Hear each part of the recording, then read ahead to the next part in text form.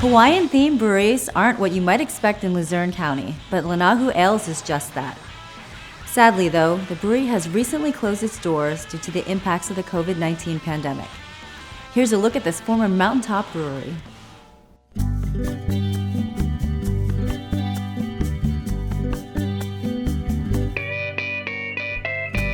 Most people want to know how to pronounce it. They want to know what it means. And then once we get beyond that, then they're asking, well, why?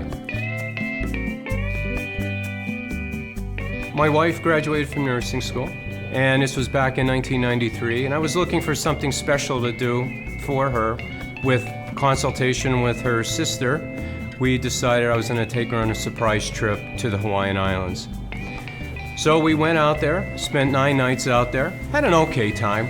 We really didn't know what we were doing, and came back, checked it off our bucket list. In the meantime, our kids are getting older now, so it was time for our first family vacation, and we left it up to them to pick, kind of expecting Disney. So I started getting the brochures and everything for Disney, and when it really came down to it, our oldest daughter said, we want to go to Maui, and she was 10 years old at the time. So between her and her younger sister, they actually planned our trip at 10 and 8. We went out there when they were 11 and 9 and had a fantastic time. And we just kept going back there for family vacations, never really vacationed anywhere else with them. They never wanted to go anywhere else. So we were trying to figure out how we can tie our love for the Hawaiian Islands with Northeast Pennsylvania.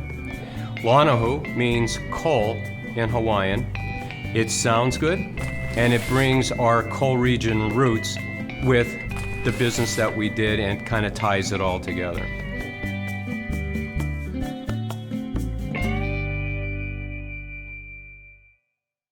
I've been to a lot of bars, and I've watched beer go down the drain way too much. I've also seen people buy a beer and they really don't like it, and there it sits on the table, wasted.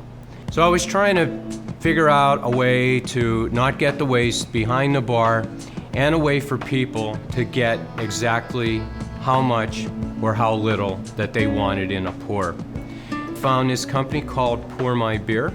Got to know the owner of the company pretty well, and the next thing you know, we purchased a system. It was part of our business plan right from the beginning. We give you an RFID card with our logo on it, pre-programmed for 2 pints of beer.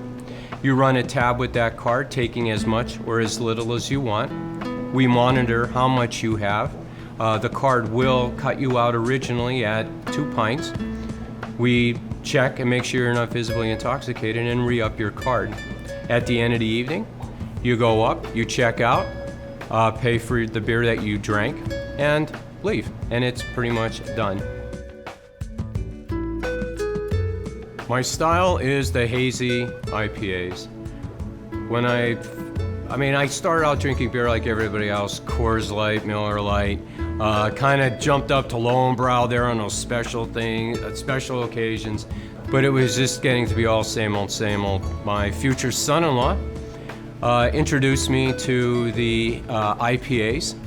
I really liked them, but I really went crazy when we made a trip up to Vermont over Valentine's Day, I don't know, 8 or 9 years ago, and we had some heady topper up there, and I'm like, damn, this is where it's at. So we came back from that trip, and we showed up back in this area. I mentioned it to a few of the breweries that were here, and except for one, Breaker Brewing Company, which we became pretty good friends with them, nobody else was doing it. I put a small brewery in my basement. We start brewing the hazy IPAs down there, and that is our specialty here. Out of the 10 taps that we have, 5 of them will always be a hazy IPA or a traditional American IPA. We also have a porter on the wall. We have a sour that we just put on today. The sour thing caught me by surprise. I didn't realize how popular those things were. We have a Pilsner there, we have a lager there, and then we have a golden ale. We don't do anything different. It's just the names. We just try to have fun with them. Some of them mean something, other ones mean absolutely nothing. Like Poco Ono. It was just for Pocono.